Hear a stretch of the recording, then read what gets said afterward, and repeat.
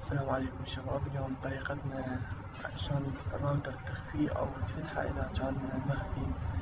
طبعا نشتغل على راوتر تي في لينك ثلاثي أو ثنائي ما يفرق عندنا. أول شي نعرف الآي بي مال الراوتر اللي رابط وياه على الحاسبة. نروح على ستارت، نكتب بالسيرش CMD، نكتب IP config، نضغط انتر. طلع لنا الايبيات. نروح هذا الاي بي اللي نحكي وياه على الراوتر، نخليه بأي منتصف عندنا، كروم او موزيلا او اي شي ما يفرق عندنا. 192 هذا طبعا. هنا نكتب admin اليوزر وادمن الباسورد، ندوس لوج ان. نروح على وايرلس.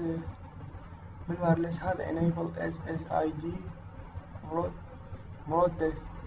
هذا إذا الشبكة مخفية. هسه الشبكة مخفية أريد أخفيها أني، أشيلها الصح من هنا وأدوس سيف. إذا إذا هي كانت مخفية راح ما ألقى صح، بس أخلي صح وأدوس سيف راح تطلع الشبكة. وشكرا شباب، وعذرا على التقصير. أخوكم عباس.